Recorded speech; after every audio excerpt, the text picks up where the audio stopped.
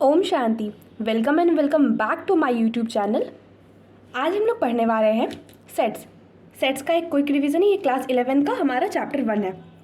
तो what is sets? Sets is a well defined collection of object का well defined collection को हम लोग सेट्स कहते हैं और ये डिनोट किया जाता है कैपिटल लेटर से। जैसे कि एग्जाम्पल लेते हैं, a set A which is मतलब वीक डेज है, तो इसमें क्या क्या आ जाएगा? Sunday, Monday, Tuesday, Wednesday, Thursday, Friday, Saturday. तो ये सबके लिए सेम है। तो ये क्या है? एक वेल डिफाइंड कलेक्शन है, तो हम लोग इसको क्या कहेंगे? सेट्स कहेंगे।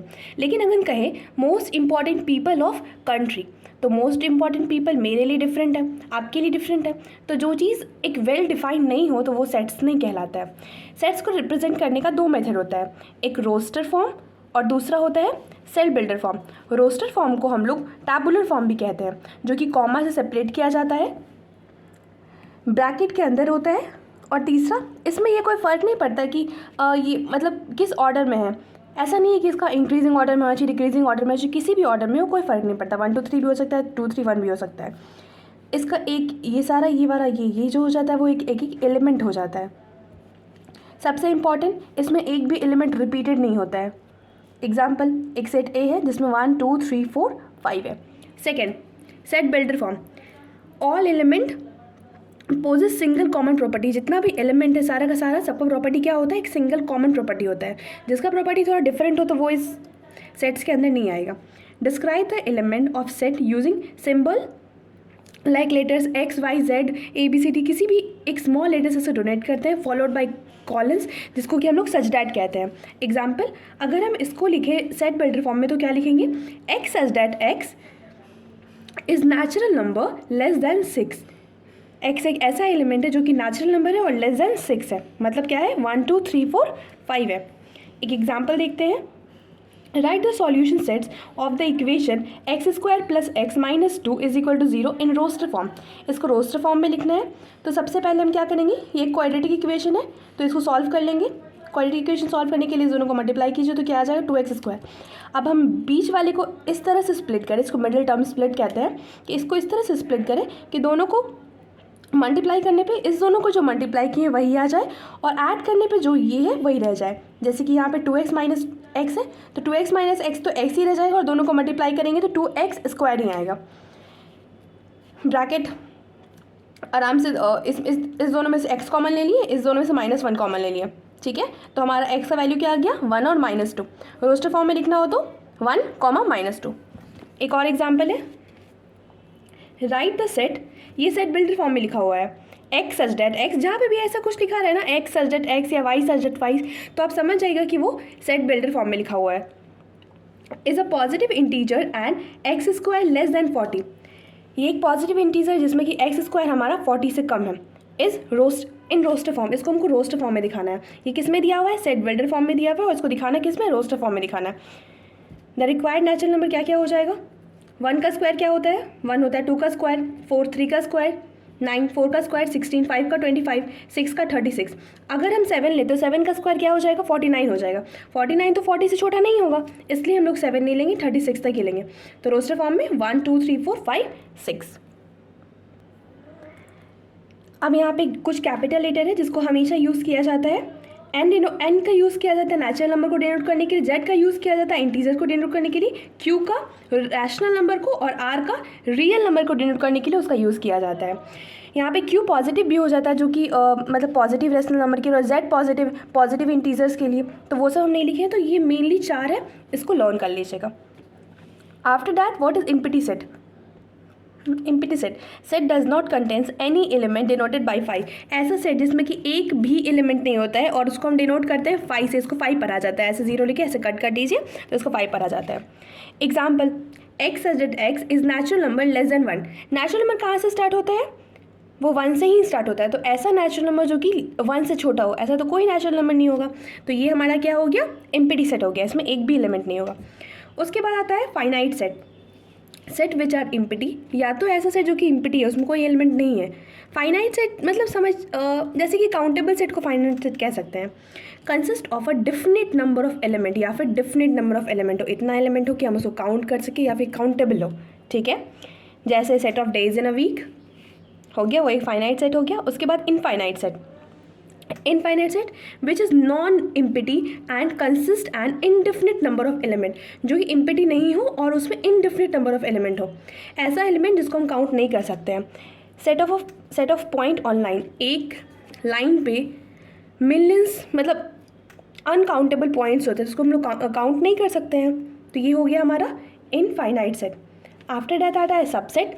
सबसेट को हम डिनोट करते हैं इस तरह से, देखिए ये हमारा सेट X है और बीच में हमारा एक सेट Y है, तो ये जो बिग वाला सेट X है और ये जो स्मॉल वाला सेट Y है, X का जितना भी एलिमेंट होगा, X में जितना भी मतलब Y का जितना भी एलिमेंट होगा वो X का भी एलिमेंट होगा, वो बिलोंग्स करता है, ठीक है। तो क्या लिखेंगे, Y is subset of X। जैसे कि X में 1 2 3 4 5 6 ये सारा का सारा नेचुरल नंबर है, और Y में क्या है 2 4 6 8 ये सारा का सारा इवन नेचुरल नंबर है। तो ये जो इवन नेचुरल नंबर है वो क्या है, नेचुरल नंबर के अंदर ही आएगा, मतलब इस सेट में 2 भी है, 4 भी है, 6 भी है, 8 भी है, तो इसके अंदर आएगा ये वाला सेट। तो क्या कहेंगे, Y is subset of X। लेकिन X क्या है, not subset of Y। Not subset करना हो तो सबसेट लेके ऐसे कट कर देते हैं, X not subset of Y है। अगर हमको इसको डिनोट करना है तो हम ऐसे कर सकते हैं, 2 is element of Y and 2 is element of X, therefore Y is subset of X, ठीक है। Note, every set is subset of itself. जितना भी सेट्स होता है वो खुद का सबसेट होता है। Phi subset of every set, phi जो है वो सबका सबसेट होता है।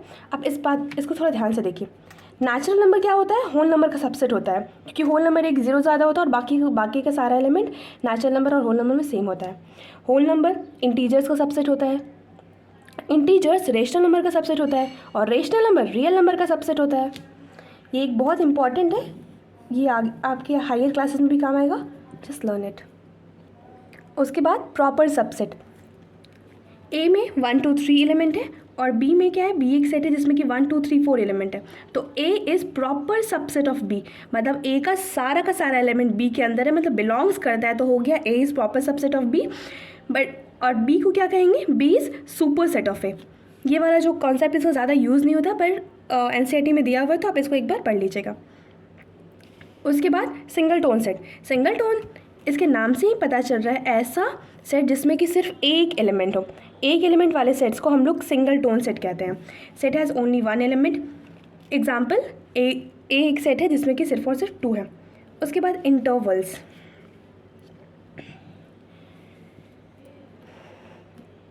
1 2 and 3।